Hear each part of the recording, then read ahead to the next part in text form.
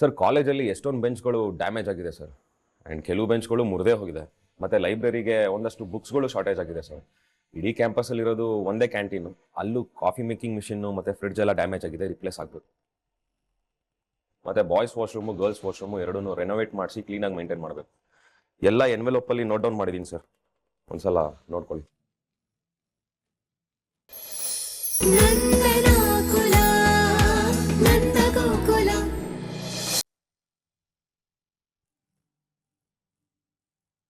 Ready 1 2 3 ಟಂಟಡಾನ್.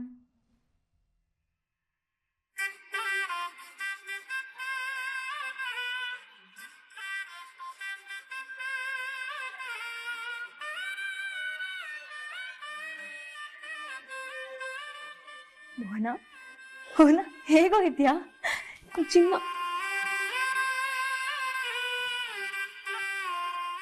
ಯಾಕೋ ಯಾಕೋ ಇಷ್ಟು ದಿನ ನನಗೆ ಕಾಲ್ ಮಾಡಿಲ್ಲ? ಅಪ್ಪ ಅಮ್ಮ ಹೇಗಿದ್ದಾರೆ? ಈಗ ನೋಡಿ ನನ್ನ ಮೇಲೆ ಕೋಪ ಇದೆಯಾ? ನನಗೆ ನೆನ್ಸ್ಕೊಂತಾರೆ ಅಲ್ವಾ ದಿನಾನು? ಸಮಾಧಾನ ಮಾಡ್ಕೋ.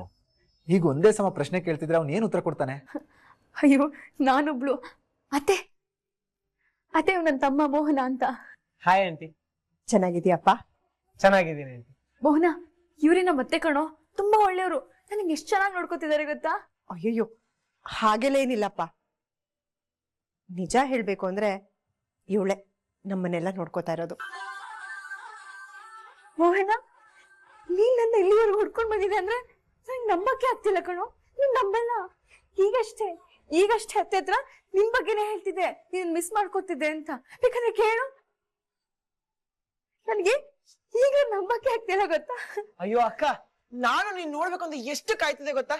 ಇವತ್ತು ಆ ಬಾವ ಫೋನ್ ಮಾಡಿ ಇವತ್ ಮನೆಗ್ ಬಾರೋ, ಅಕ್ಕನ್ ಖುಷಿ ಆಗುತ್ತೆ ಅಂದ್ರು. ಅದಕ್ಕೆ ನೀನ್ ನೋಡಕ್ ಓಡೋಡ್ ಬಂದೆ. ಕೇಶವ, ಥ್ಯಾಂಕ್ ಯು ಕಣು, ಥ್ಯಾಂಕ್ ಯು ಸೋ ಮಚ್.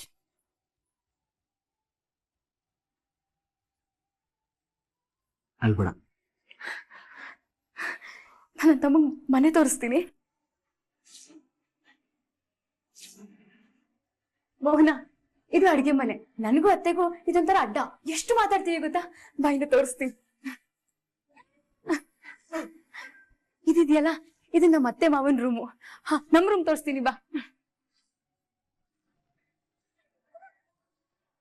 ಮೋಹನ, ಇದೇ ನಂದು ಕೇಶವಂದು ರೂಮು. ಕೇಶವ, ಅವ್ರ ತಮ್ಮನ್ ನೋಡಿ ಅವಳು ಎಷ್ಟು ಸಡಗಡ ಬರ್ತಿದಳು ನೋಡು. ನನ್ ಕಂದ ನೀನು. ಅವಳ ಮನ್ಸನ್ನ ಅರ್ಥ ಮಾಡ್ಕೊಂಡು ನಿಜಕ್ಕೂ ಒಳ್ಳೆ ಕೆಲಸ ಮಾಡಿದ್ಯಾ. ಅಮ್ಮ, ನಾನು ಇದನ್ನೆಲ್ಲ ನಿನ್ನಿಂದಾನೇ ಕಲ್ತಿರೋದು. ಪಾಪ ನಮ್ ಬಾವ ಚಿಕ್ಕಪ್ಪ ವಲ್ಲಭ ನನ್ಗೋಸ್ಕರ ಅಂತ ಈ ರೂಮ್ ಬಿಟ್ಕೊಟ್ಟಿದ್ದಾರೆ. ಎಷ್ಟು ಚೆನ್ನಾಗಿದೆ ಅಲ್ವಾ? ನಿನ್ಗೆ ನಮ್ಮ ಮನೆ ಇಟ್ಲಿ ತೋರಿಸ್ತೀನಿ ಬಾ, ತುಂಬಾ ಚೆನ್ನಾಗಿದೆ.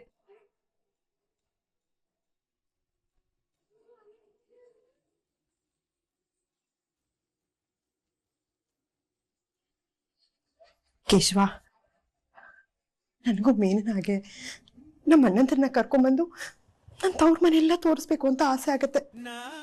ಆದ್ರೆ ನನ್ಗ ಅದೃಷ್ಟ ಇಲ್ಲ ಕಣೋ. ನೀನಾನು ನನ್ನ ಹಾಗೆ ನತದೃಷ್ಟಿ ಆಗ್ತಾಳೆ ಅನ್ಕೊಂಡೆ, ಆದ್ರೆ ಅವಳಿಗಾಗ್ಲಿಲ್ಲ. ನನ್ಗಷ್ಟು ಸಾಕು ಕಣ. ಅಮ್ಮ, ಬೇಜ ಮಕ್ಕಬೇಡ. ನಮ್ಮ ಜೊತೆ ಸುಂದರ ಮಾವ ಇದಾರಲ್ಲ.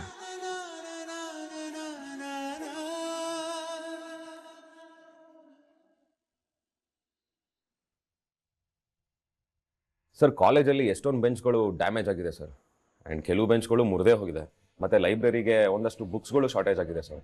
ಇಡೀ ಕ್ಯಾಂಪಸಲ್ಲಿರೋದು ಒಂದೇ ಕ್ಯಾಂಟೀನು, ಅಲ್ಲೂ ಕಾಫಿ ಮೇಕಿಂಗ್ ಮಿಷಿನ್ನು ಮತ್ತು ಫ್ರಿಡ್ಜ್ ಎಲ್ಲ ಡ್ಯಾಮೇಜ್ ಆಗಿದೆ, ರಿಪ್ಲೇಸ್ ಆಗಬೇಕು. ಮತ್ತು ಬಾಯ್ಸ್ ವಾಶ್ರೂಮು ಗರ್ಲ್ಸ್ ವಾಶ್ರೂಮು ಎರಡೂ ರೆನೋವೇಟ್ ಮಾಡಿಸಿ ಕ್ಲೀನಾಗಿ ಮೇಂಟೈನ್ ಮಾಡಬೇಕು. ಎಲ್ಲ ಎನ್ವೆಲೋಪಲ್ಲಿ ನೋಟ್ ಡೌನ್ ಮಾಡಿದ್ದೀನಿ ಸರ್, ಒಂದ್ಸಲ ನೋಡ್ಕೊಳ್ಳಿ.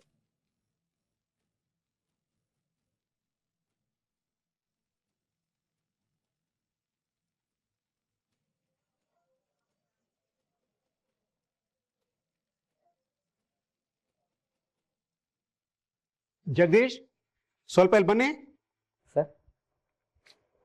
ಇದು ನೋಡಿ.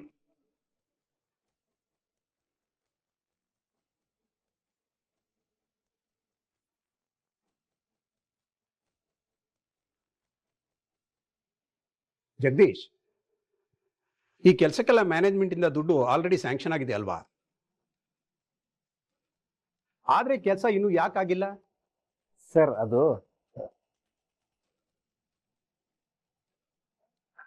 ಅದೆಲ್ಲ ಆಲ್ರೆಡಿ ಸ್ಟಾರ್ಟ್ ಆಗಿದೆ ಸರ್. ಕ್ಯಾಂಟೀನ್ ರಿನೋವೇಷನ್ ಒಂದೇ ಬ್ಯಾಲೆನ್ಸ್ ಉಳ್ಕೊಂಡಿರೋದು. ಅದು ಮುಗಿಬೇಕಾದ್ರೆ ಇನ್ನೊಂದು ಸ್ವಲ್ಪ ಟೈಮ್ ಬೇಕಾಗುತ್ತೆ ಸರ್. ಕೇಳಿಸ್ಕೊಂಡ್ರವಲ್ಲ, ನಿಮ್ ಬೇಂತು ಬುಕ್ದು ಪ್ರಾಬ್ಲಮ್ ಎಲ್ಲ ಸಾಲ್ವ್ ಆಗಿದೆಯಂತಲ್ಲ? ಇಲ್ಲ ಸರ್, ಏನು ಸಾರ್ಟ್ ಆಗಿಲ್ಲ. ಇದೆಲ್ಲ ಕಂಪ್ಲೇಂಟ್ಸ್ ಇರೋದ್ರಿಂದನೇ ಎಲ್ಲ ಸ್ಟೂಡೆಂಟ್ಸ್ ಹತ್ರ ಡಿಸ್ಕಸ್ ಮಾಡಿ ಅವ್ರ ಹತ್ರ ಸಿಗ್ನೇಚರ್ ಹಾಕ್ಸ್ಕೊಂಡ್ ಬಂದಿದ್ದೀನಿ ಸರ್.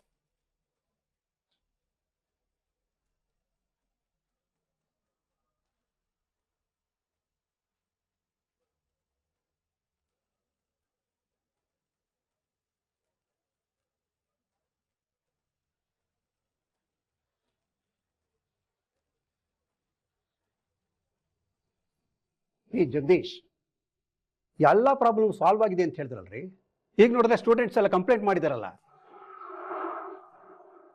ಮ್ಯಾನೇಜ್ಮೆಂಟ್ ಇಂದ ಸ್ಯಾಂಕ್ಷನ್ ಆಗಿರೋ ದುಡ್ಡು ಈ ಕೆಲಸಕ್ಕೆ ಉಪಯೋಗ ಆಗಿಲ್ಲ ಅಂತ ಅಂದ್ಬಿಟ್ಟು ದುಡ್ಡು ಏನಾಯ್ತ್ರಿ?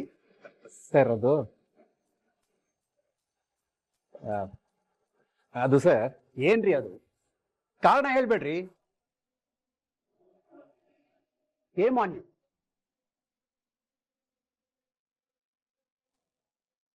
ಅಂದ್ರೆ ಸ್ಯಾಂಕ್ಷನ್ ಆಗಿರೋ ದುಡ್ಡನ್ನೆಲ್ಲ ನಮ್ ಜಗ್ಗೀಶ್ ಸರ್ ಅವರು ನುಂಗಿ ನೀರ್ ಕುಡಿದ್ರು ಅಂತ ಆಯ್ತು. ಜಗದೀಶ್, ನಿಮ್ಗೆ ಇನ್ನೊಂದು ವಾರ ಟೈಮ್ ಕೊಡ್ತೀನಿ. ಈ ರಿಕ್ವೈರ್ಮೆಂಟ್ಸ್ ಎಲ್ಲ ಫುಲ್ಫಿಲ್ ಆಗಬೇಕು. Got it? Okay sir. You can go now.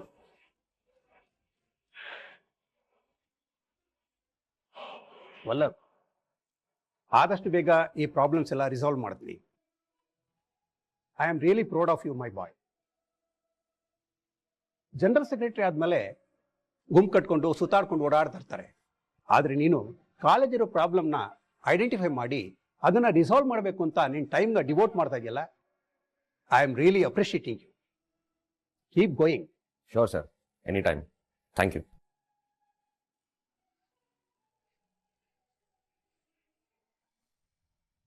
ನಮಸ್ಕಾರ ನಂದಣ್ಣ, ಹೇಗಿದ್ದೀರಾ? ಇದೀನಿ. ನಿಮ್ಮನ್ನ ನೋಡ್ರೆ ಗೊತ್ತಾಗತ್ತೆ ನಿಮ್ಮ ಪರಿಸ್ಥಿತಿ ಹೇಗಿದೆ ಅಂತ. ಅಷ್ಟಕ್ಕೆ ಏನಂದಣ್ಣ, ನಿಮ್ ಬೀಗರು ಬಾಯಿಗೆ ಬಂದಂಗೆ ಬೈದ್ರು ಸುಮ್ನೆ ನಿಂತಿದ್ರಲ್ಲ, ತಪ್ಪು ನಿಮ್ ಕಡೆ ಇತ್ತು ಅಂತನಾ? ಅದು ನಿಜ ಬಿಡಿ. ಬೇರೆ ಯಾರಿಗೂ ಹೀಗಾಗಿದ್ರೆ ಹೋಗ್ಲಿ ಬಿಡಪ್ಪ, ಅವ್ರ ಮಕ್ಕಳನ್ನ ಸರಿಯಾಗಿ ಬೆಳೆಸಿಲ್ಲ ಅಂತ ಹೇಳ್ಬೋದಾಗಿತ್ತು. ಆದ್ರೆ ಈ ವಿಚಾರದಲ್ಲಿ ನಿಮ್ ಮಗನೇ ಈ ರೀತಿ ಮಾಡಿದಾನೆ ಅಂದ್ರೆ ನನಗೆ ನಂಬೋಕೆ ಆಗ್ತಾ ಇಲ್ಲ. ನೀವ್ ಹಾಕಿದ ಗಿರೇನ ನಿಮ್ ಮಕ್ಕಳು ದಾಟದಿರ್ಲಿ, ದಾಟ ಯೋಚನೆ ಕೂಡ ಮಾಡಲ್ಲ ಅಂತ ನಾವೆಲ್ಲ ಮಾತಾಡ್ಕೊಂತ ಇದ್ವಿ. ಆದ್ರೆ ಕೆಲವೊಂದ್ಸರಿ ಅಮೃತನು ವಿಷ ಆಗತ್ತೆ ಅನ್ನೋದು ನಿಮ್ ವಿಚಾರದಲ್ಲಿ ನಿಜ ಆಗೋಯ್ತು. ನೋಡ್ಗೋಪಾಲ, ನಿನಗೆ ಬೇಡದೆ ಇರೋ ವಿಷಯದ ಬಗ್ಗೆ ಸುಮ್ಮನೆ ಮಾತಾಡಕ್ ಹೋಗ್ಬೇಡ. ನಮ್ಗೆ ಅಂಗಡಿಲಿ ಬೇಕಾದಷ್ಟು ಕೆಲಸ ಇದೆ, ಸುಮ್ಮನೆ ಹೋಗು. ಹನುಮಂತಣ್ಣ, ನಾನು ಮಾತಾಡ್ತಾ ಇರೋದು ನನ್ನ ಹತ್ರ, ನೀನ್ ಯಾಕೆ ಮಧ್ಯದಲ್ಲಿ ಮೂಗ್ ತುರಿಸ್ತೀಯಾ? ಮುಚ್ಚಯ್ಯ ಬಾಯಿ. ನಿನ್ ವಿಷಯ ನೀನ್ ನೋಡ್ಕೊಂಡು ಹೊರಡ್ತಾ ಇರೋ. ಇದೊಳ್ಳೆ ಕತೆ ಆಯ್ತಲ್ಲ. ಸರಿ ಬಿಡಿ, ಹೋಗ್ತೀನಿ. ಆದ್ರೆ ನಾನು ಹೋಗೋದಕ್ಕಿಂತ ಮುಂಚೆ ನನ್ಗೊಂದು ಅನುಮಾನ ಇದೆ, ಅದನ್ನ ಬಗೆಹರಿಸ್ಕೊಡಿ ನಂದಣ್ಣ. ನಿಮ್ ಬೀಗ್ರು ಮಾತಾಡುವಾಗ ಒಂದು ವಿಷಯ ಕೇಳಿಸ್ಕೊಂಡೆ. ಪಾಪ ಅವ್ರ ಮಗಳನ್ನ ಯಾವ್ದೋ ಕಲೆಕ್ಟರ್ ಕೊಟ್ಟು ಮದುವೆ ಮಾಡ್ಬೇಕು ಅಂತ ಹೇಳ್ತಿದ್ರು. ಆದ್ರೆ ಅಂಗಡಿಲ್ ಧೂಳೋಡಿಯ ಇವ್ರ ಮಗ ಅವ್ರ ಮಗಳನ್ನ ಹಾರ್ಸ್ಕೊಂಬಂದ. ನಂದಣ್ಣ ಯಾವಾಗ್ಲೂ ಮಕ್ಕಳನ್ನ ಹಾಗ್ ಬೆಳ್ಸಿದೀನಿ ಹೀಗ್ ಬೆಳ್ಸಿದೀನಿ ಅಂತ ಕೊಚ್ಕೊಂತ ಇರ್ತಾರಲ್ಲ, ಇವ್ರ ಮಕ್ಕಳಲ್ಲಿ ಯಾರು ಒಬ್ಬರನ್ನ ಡಾಕ್ಟ್ರು, ಇಂಜಿನಿಯರು, ಕಲೆಕ್ಟ್ರು ಯಾಕೆ ಮಾಡ್ಲಿಲ್ಲ? ನಿಮ್ಮ ಮಗ ಏನಾದ್ರು ಕಲೆಕ್ಟರ್ ಆಗಿದ್ರೆ ಧೈರ್ಯವಾಗಿ ಹೋಗಿ ಹೆಣ್ ಕೇಳ್ಬೋದಾಗಿತ್ತ? ಈ ರೀತಿ ರಸ್ತೆ ಮಧ್ಯದಲ್ಲಿ ನಿಮ್ ಬೀಗ್ರತ ಅನ್ನಿಸ್ಕೊಳ್ಳೋ ಪರಿಸ್ಥಿತಿ ಬರ್ತಾ ಇರಲ್ಲ ಅಲ್ವಾ? ಹೇ ಗೋಪಾಲ, ನಿನ್ ಮಾತು ಅತಿ ಆಯ್ತು. ಒಂದ್ ತಿಳ್ಕೊ, ಪ್ರಪಂಚದಲ್ಲಿ ಓದಿರೋರೆಲ್ಲ ಜಾಣ್ರಲ್ಲ, ಓದ್ದೇ ಇರೋರೆಲ್ಲ ದಡ್ರಲ್ಲ. ಅಷ್ಟಕ್ಕೂ ನೀನ್ ಹೇಳೋ ಹಾಗೆ ಪ್ರಪಂಚದಲ್ಲಿ ಎಲ್ರೂ ಡಾಕ್ಟರ್ಗಳನ್ನ, ಇಂಜಿನಿಯರ್ಗಳನ್ನ, ಕಲೆಕ್ಟರ್ಗಳನ್ನ ಮದ್ವೆ ಆಗ್ತಿದ್ರೆ ಮುಕ್ಕಾಲ್ ವಾಸಿ ಗಂಡಸರಿಗೆ ಮದ್ವೆನೇ ಆಗ್ತಿರ್ಲಿಲ್ಲ. ಯಾಕೆ? ನಿನ್ಗೆ ಮದ್ವೆ ಆಗ್ತಿರ್ಲಿಲ್ಲ. ನಮ್ ಕೇಶವ ಏನು ಓದ್ದೇ ಇರೋನಲ್ಲ, ಚೆನ್ನಾಗೇ ಓದ್ಕೊಂಡಿದ್ದಾನೆ. ಏನೋ ಅಪ್ಪನ್ಗೆ ಹೆಗ್ಲಾಗಿರ್ಬೇಕು ಅಂತ ಅಂಗಡಿಗೆ ಬರ್ತಿದ್ದಾನೆ ಅಷ್ಟೇ. ಅವನೇನು ಧೂಳು ಹೊಡಿತಾ ಇಲ್ಲ ಅಂಗಡಿಲಿ. ನೋಡೋ, ಹೆಂಡತಿನ ಚೆನ್ನಾಗಿ ನೋಡ್ಕೊಳಕ್ಕೆ ಬೇಕಾಗಿರೋದು ಕಲೆಕ್ಟರ್ ಗಿರಿ ಅಲ್ಲ, ಒಳ್ಳೆ ಗುಣ. ಅದು ನಮ್ಮ ಕೇಶವನ ಹತ್ರ ಬೇಕಾದಷ್ಟಿದೆ. ನಂದ ಮತ್ತೆ ಅವ್ರ ಬೀಗರ ಮಧ್ಯೆ ಇವತ್ತು ಮನಸ್ತಾಪ ಇದೆ. ನಾಳೆ ಎಲ್ಲ ಸರಿ ಹೋಗ್ಬಿಟ್ಟು ಎಲ್ಲರೂ ಒಟ್ಟಾಗ್ಬೋದು. ಸದ್ಯಕ್ಕೆ ಬೇರೆಯವ್ರ ಮನೆ ದೋಸೆಲಿ ತೂತು ಹುಡ್ಕೋದ್ಬಿಟ್ಟು ನಿಮ್ ಮನೆ ಕಾವಲಿಲಿ ಓಟ ನೋಡ್ಕೊ ಹೋಗು.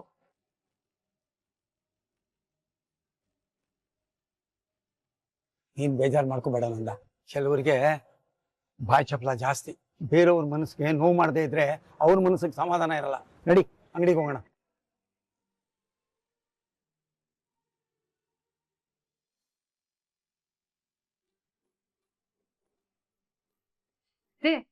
ಈ ವರ್ಷ ಮೋಹನ್ಗೆ ರಾಖಿ ಕಟ್ಟಕ್ ಆಗದೇ ಇಲ್ವೇನೋ ಅನ್ಕೊಂಡಿದ್ದೆ, ಆದ್ರೆ ರಾಖಿ ಕಟ್ಟೆ ಬಿಟ್ಟೆ.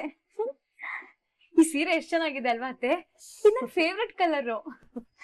ಹೌದು ಕಣೆ, ತುಂಬಾ ಚೆನ್ನಾಗಿದೆ.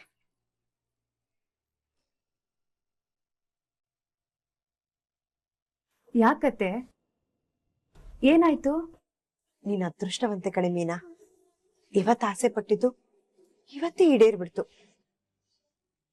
ಆದ್ರೆ ನನ್ ವಿಷಯದಲ್ಲಿ ಹಾಗಿಲ್ಲ ಕಣೆ. 30 ವರ್ಷಗಳಿಂದ ನಾನು ಆಸೆ ಪಡ್ತಾನೆ ಇದ್ದೀನಿ, ಒಂದಲ್ಲ ಒಂದಿನ ನಮ್ಮ ಅಣ್ಣಂದರಿಗೆ ರಾಖಿ ಕಟ್ಬೋದು ಅಂತ. ಆದ್ರೆ ಕನಸು ನನ್ಸಾಗೋ ಸಮಯ ಬರ್ಲೇ ಇಲ್ಲ ನೋಡೆ. ಅತ್ತೆ, ನೀವ್ ರಾಖಿ ಕಟ್ತೀನಿ ಅಂತ ಹೋಗಿದ್ರಾ? ಏನು, ನಾನ್ ಹೋಗಿ ರಾಖಿ ಕಟ್ಟೋದಾ? ಅದ್ ಹೇಗೆ ಆಗತ್ತೆ? ನೀವ್ ಕಟ್ತೀನಿ ಅಂತ ಹೋಗಿದ್ರೆ ಅವ್ರು ಕಟ್ಟಿಸ್ಕೊತಿರ್ಲಿಲ್ವಾ? ನೀವ್ ಪ್ರಯತ್ನನೇ ಮಾಡಿಲ್ಲ ಅನ್ಸುತ್ತೆ. ಏನ್ ಮಾತಾಡ್ತಾ ಇದೀಯ ಮೀನಾ? ನಾನ್ ಹೋಗಿ ಅವ್ರ ಎದುರುಗಡೆ ನಿಂತು ರಾಖಿ ಕಟ್ಟೋದಾ? ಹ್ಞೂ ಅತ್ತೆ, ಎದುರುಗಡೆ ನಿಂತ್ಕೊಂಡೇ ಕಟ್ಬೇಕು, ಇನ್ನೇನ್ ಹಿಂದೆ ನಿಂತ್ಕೊಂಡ್ ಕಟ್ಟಕ್ಕಾಗತ್ತಾ? ಏಯ್, ಹಾಕ್ತೀನಿ ನೋಡು.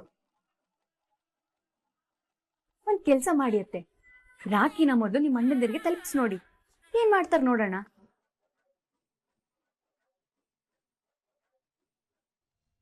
ಅದ್ ಹೇಗೆ? ಹಾ, ನೀವ್ ಕೊರಿಯರ್ ಪೋಸ್ಟ್ ಮಾಡೋದಕ್ಕೆ ಅವ್ರೇನ್ ಊರಿಂದ ಆಚೆ ಇದಾರಾ? ಮನೆ ಎದುರುಗಡೆನೆ ಇದಾರೆ, ಮನೆ ಒಳಗ್ ಸೀದಾ ಹೋಗಿ ಕೊಟ್ಟು ಬನ್ನಿ. ಅಯ್ಯೋ ಇಲ್ಲಮ್ಮ, ನಿನ್ ಮಾತ್ ಕೇಳ್ಕೊಂಡ್ ನಾನೇನಾದ್ರೂ ಹಾಗ್ ಮಾಡಿದ್ರೆ ಅಷ್ಟೇ, ಮುಗೀತು ನನ್ ಕತೆ. ಈ ವಿಷಯ ಅಪ್ಪಿ ತಪ್ಪಿ ನಿಮ್ ಮಾವನಿಗೆ ಗೊತ್ತಾಯ್ತು ಅಂತ ಇಟ್ಕೋ, ನನ್ನ ಮನೆ ಒಳಗೂ ಸೇರ್ಸಲ್ಲ ನಿಮ್ ಮಾವ. ಅದು ನಿಜಾನೇ ಅತ್ತೆ, ಆದ್ರೆ ಯಾರಿಗೂ ಗೊತ್ತಾಗದೆ ಇರೋ ತರ ನಿಮ್ ತವ್ರ ಮನೆ ಹೊರಗಿಟ್ಬಿಟ್ರೆ? ಹಂಗಂತೀಯಾ? ಇಲ್ಲ ಮೀನಾ, ಇದ್ಯಾಕೋ ಆಗ್ದೇ ಇರೋ ಕೆಲ್ಸ ಅನ್ಸುತ್ತೆ, ಬಿಟ್ಬಿಡು. ಬಿಡೋದಕ್ಕೆ ಹೇಗಾಗತ್ತೆ? ಅಮ್ಮ ತಾಯಿ, ನಿನ್ ಹತ್ರ ತುಂಬಾ ದೊಡ್ಡ ತಪ್ಪು ಮಾಡ್ಬಿಟ್ಟೆ ಅನ್ಸುತ್ತೆ, ನನ್ನ ಬಿಟ್ಬಿಡು. ನನಗ್ ನಿನ್ನಷ್ಟು ಧೈರ್ಯ ಇಲ್ಲ. ಅತ್ತೆ, ಎಲ್ಲಿ ಹೋಗ್ತಿದ್ದೀರಾ? ಹೌದು ಅತ್ತೆ, ಇರೋದೊಂದೇ ಜೀವನ, ಅನ್ಸಿದ್ರಿಂದ ಮಾಡ್ಬಿಡ್ಬೇಕತ್ತೆ.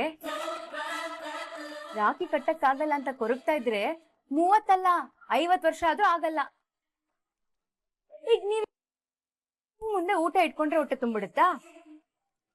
ಅದನ್ನ ಕಲ್ಸಿ ಕೈ ತುತ್ ಮಾಡಿ ಬಾಯಿಗಿಟ್ಕೊಂಡು ನುಂಗಿದ್ರೆ ತಾನೆ ಹೊಟ್ಟೆ ತುಂಬೋದು. ಇದು ಅದೇ ತರ ಅತ್ತೆ. ಈಗ ನನ್ಗೂ ಬೇಡ ನಿಮ್ಗೂ ಬೇಡ ಅತ್ತೆ.